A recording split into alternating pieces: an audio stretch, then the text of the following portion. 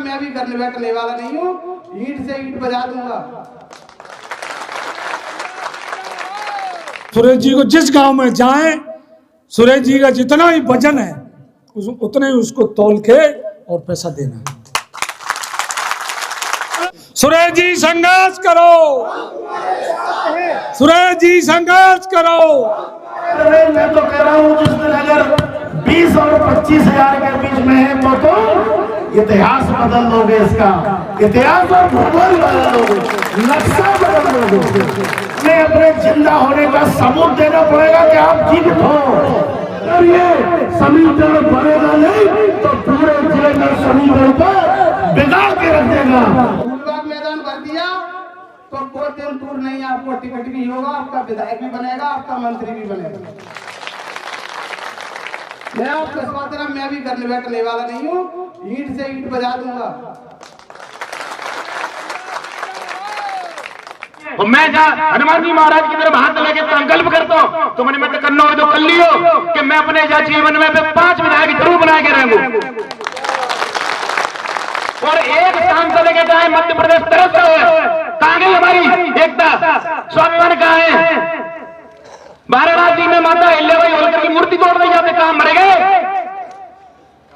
हम अपने भाई के कान खींचने में लगे हैं, हमें अपने भाई के कान न खींचते हुए उसके हाथ को खींचना है। हम आगे बढ़े, इससे नहीं, धन से नहीं, सिर्फ पवित्र मन से एक हो जाओ, बने लो, तुम्हारा ही नाम होगा।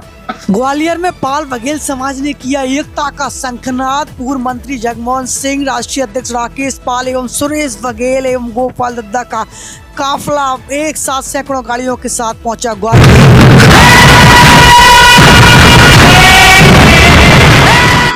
ग्वालियर ग्रामीण विधानसभा में सुरेश बघेल के लिए सभी नेताओं ने दिखाई एकजुटता, उमड़ा भारी जनसैलाब।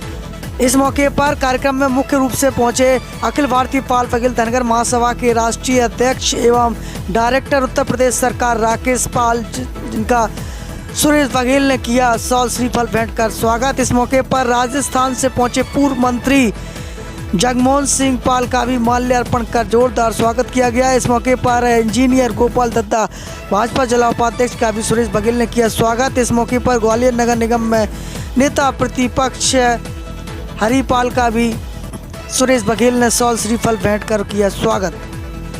इस मौके पर पूर्व सभापति गंगाराम बाबा का भी ऐतिहासिक स्वागत किया गया है। तस्वीरों आपको दिखा रहे हैं जहां पर सभी पाल बघेल समाज के नेताओं ने दिखाई एकजुटता। इस मौके पर कार्यक्रम का संचालन भगन लाल पाल, अध्यक्ष डबरा संघ ने किया है। इस मौके पर धर्मेंद्र नेगोते एवं दादा बलराम चंदेल भी मुख्य रूप से कार्यक्रम में शामिल रहे। इस मौके पर यशपाल बघेल होलकर भी मौजूद रहे।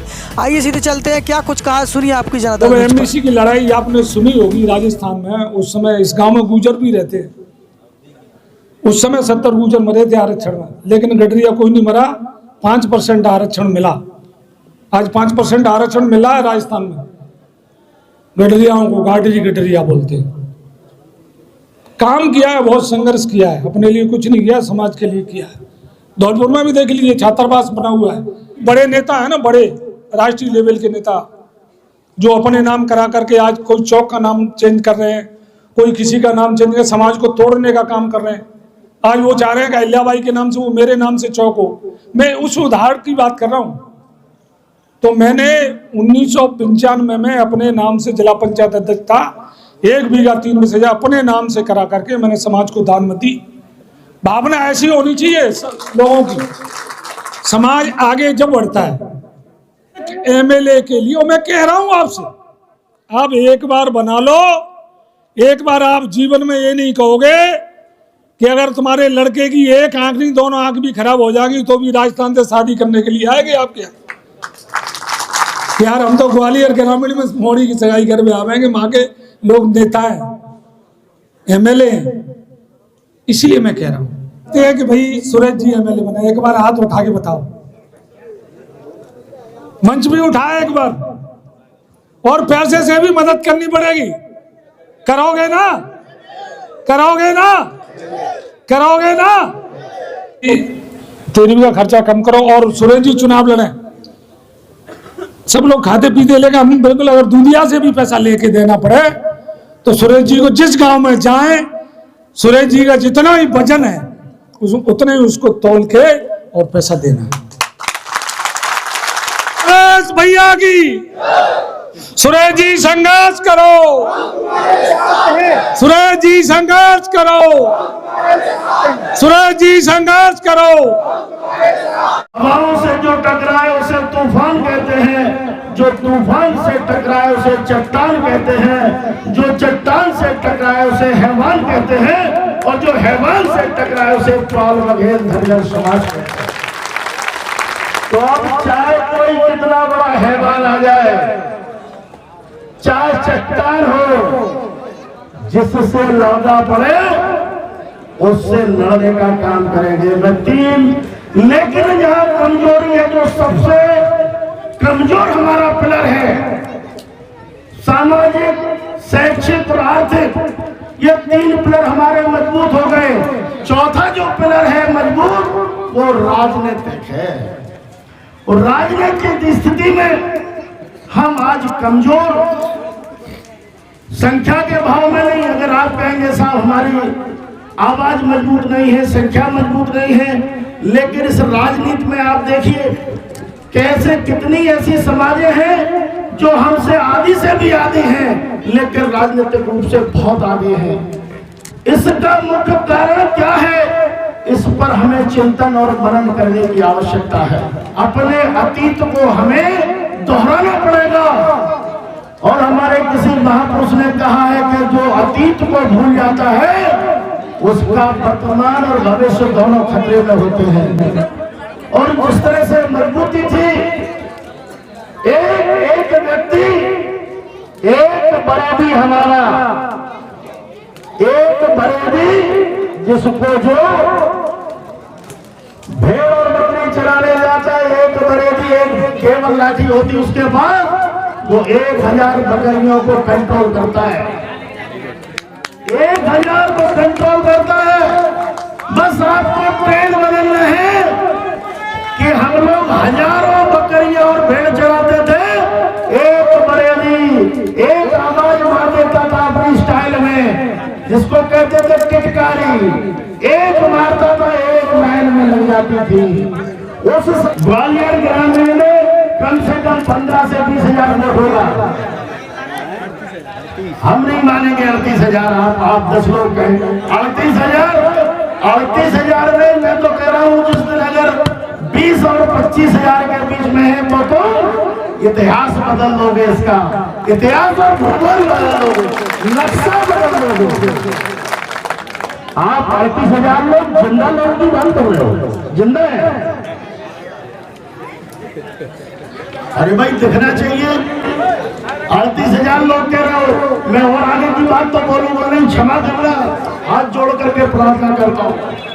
हमें अपना जिंदा होने का सबूत देना पड़ेगा, हमें अपने जिंदा होने का सबूत देना पड़ेगा कि आप जीवित हो।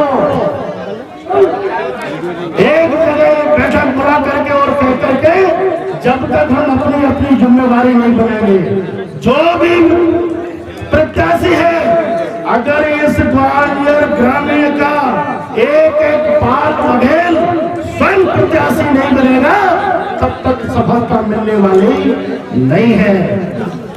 हमें अपनी ताकत का एहसास हमें कराना होगा। हमें जिस दिन आप ताकत का अपना एहसास करा दो, 1000 लोग 40,000 लोग आप इकट्ठे कर दो और एक सम्मेलन कर लो और उसी दिन हुंकार भर दो, ये सब राजनीतिक दल आपकी तरफ देखने लगेंगे, आपकी तरफ देखने लगेंगे कि अब ये पाल समाज में लड़ाई ये है। अगर ये समीकरण बनेगा नहीं तो पूरे जिले में समीकरण को बिगाड़ के रख देगा। और जिस दिन ये पाल बघेल समाज समीकरण बनाना और बिगाड़ना सीख गई, उस दिन सारे राजनीतिक दल आपकी तरफ देखना शुरू कर देंगे। फूलबाग मैदान भर दिया तो कोई दिन दूर नहीं, आपको टिकट भी होगा, आपका विधायक भी बनेगा, आपका मंत्री भी बनेगा। मैं आपको इस बात ना, मैं भी करने बैठने वाला नहीं हूँ, ईंट से ईंट बजा दूंगा।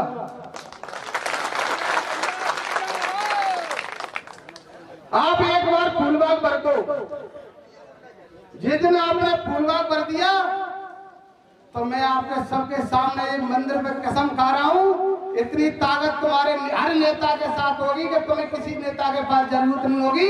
हमारा समाज का हर नेता टीआई, एसपी, कलेक्टर से बात करने की औकात हो जाएगी। और आपने पूरा फूलबाग मैदान बनने के बाद 2028 में आपका टिकट नहीं हुआ तो अपन लोग पूरा जिला इकट्ठा होकर ये निर्णय लेंगे, उसमें नेता निर्णय लेंगे, उसमें समाज निर्णय लेगी कब क्या करना चाहिए। मैं भी आप जो समाज के सामने कह रहा हूँ, मैं भी समाज के साथ खड़ा होऊंगा, जो समाज कहेगी बात करूंगा। समाज कहेगी कि चुनाव लड़ना है तो लड़ूंगा, ये कहेगी नहीं लड़ना तो नहीं लड़ेंगे। फिर अपन क्या काम करेंगे? हराने का और जिताने का काम करेंगे। एक बार ग्वालियर की 6 विधानसभा को या तो जिताई देंगे या हराई देंगे। सहमत हो इसमें?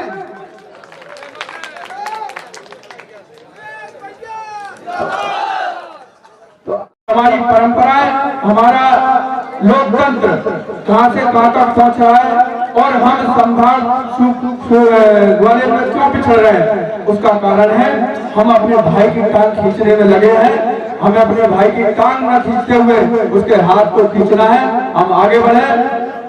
दूसरा, जब हम पाल बघेल एकत्रित हो जाएगा तो सभी मंचों पर हमारा नाम होगा और तन से नहीं, धन से नहीं, सिर्फ पवित्र मन से एक हो जाओ बघेलो, तुम्हारा ही नाम होगा। लोग अलग अलग कह रहे कि ये बनना चाहिए, वो बनना चाहिए। मैं तो सबसे पहले कहूंगा कि नेताओं को सुधरना चाहिए, क्योंकि समाज की जनता, बघेल समाज आज भी वहीं पर है जहाँ 2003 में थी, वो भी स्थिति आज है। लेकिन नेता बदल गए, समाज आज भी किरण देख रही है कि समाज में किरण आए। वो किरण के रूप में मैं सुरेश भाई को देख रहा हूँ कि समाज के लोगों से मेरा हाथ जोड़कर निवेदन है कि पतई पंगत में उतना ध्यान ना दो, राजनीति की ओर दो, जिससे आप पे जो अन्याय अत्याचार होता है उसकी आवाज आपका नेता उठाने का काम करेगा। क्योंकि मैंने देखा है अन्याय अत्याचार क्या होता है।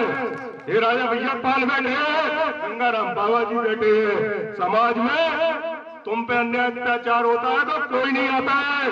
अगर तुमने धोखे में मर्डर भी कर दिया तो साथियों तुम्हारा कोई साथ नहीं देगा। ये वो बघेल समाज है। मैं निर्दोष होते हुए भी वो जो 4 साल 21 दिन जेल में काटा है समाज के नेताओं के कारण, क्योंकि सेवड़ा विधानसभा वो विधानसभा थी, बघेल समाज के लोगों ने और जाटव समाज के लोगों ने वहां से विधानसभा में पहुंचाने का कार्य किया था। और ग्वालियर चंबल संभाग के पूरे बघेलों ने सेवड़ा विधानसभा में ताकत जोड़ दी थी, तब माननीय राजेलाल बघेल जी को भोपाल में पहुंचाया था। प्रदर्शन करेंगे तब जाके हम सुरेश भाई साहब फूलबाग मैदान भरेंगे जाएंगे। बाद में टिकट को बांट दे लो,